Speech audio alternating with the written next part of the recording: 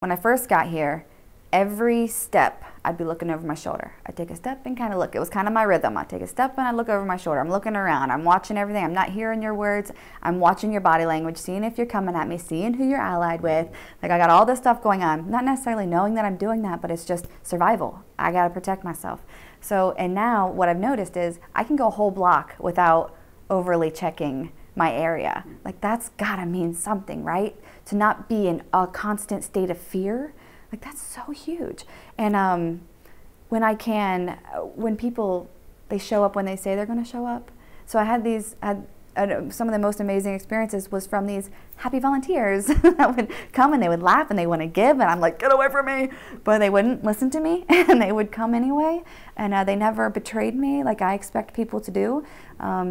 They never hurt me, they never asked me for anything. Those are the moments, man, when I realized that all of this world isn't as dark as I thought it was. My world was dark forever, for years. I just knew people were just out to get each other. It was just like a dog-eat-dog kind of world, but that's not real. Some areas are like that. However, not everybody's like that. So that's like a huge part of where the magic is for me, is seeing that this whole world isn't as dark as I thought it was. That's real freeing. And I get to not be dark too, which is pretty awesome.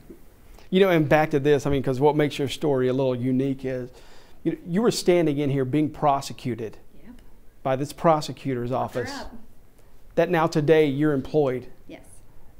What does that tell women who may be in similar situations that you were in? What message does that send them? Hopefully not to give up. Don't give up. Keep going even if you don't want to.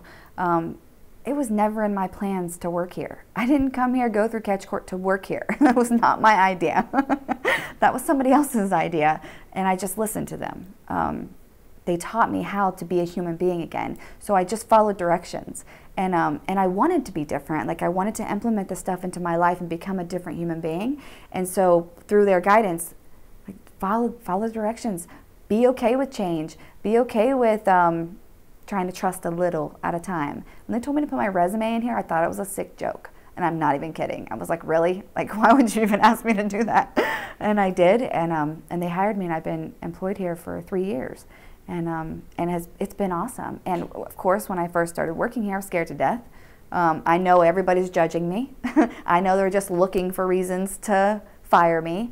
But that has not been true. That's just my thinking. And to be able to separate my thinking from the truth has been huge in my life. I do it in every area of my life. Like, wait a minute, my negative message, my self-destructive messages, because that's what's been put on me for a long time.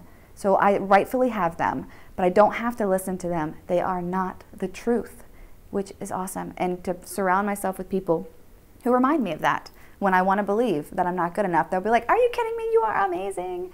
And so for at least the first month, but probably longer, I would come up to catch court every day of work and ask them to remind me that I should be here. And they would. You do belong here. You did work to get here. I'd be like, okay. And I'd go back to work. And I think that's it, though. I mean, to wake up every day healthy now and free, what does that mean to you?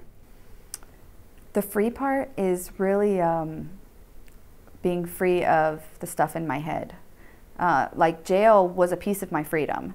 I needed jail to be separated from the stuff that was keeping me really, really sick and hurting me.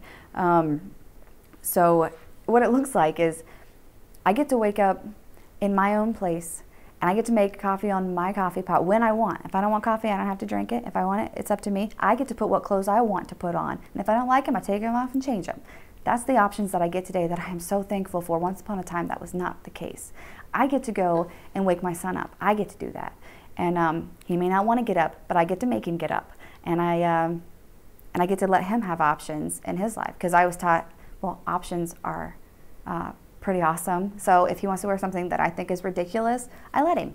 That's his choice. So he has different rights than I had at his age. And also being able to help other people, that has kept me sane, I think. That keeps me grateful, gives me a purpose in life.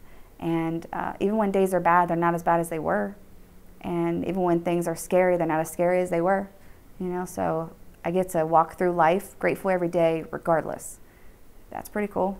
I'm okay with that. Did I answer your question? Yes. I feel like I went like a little better than I actually asked it.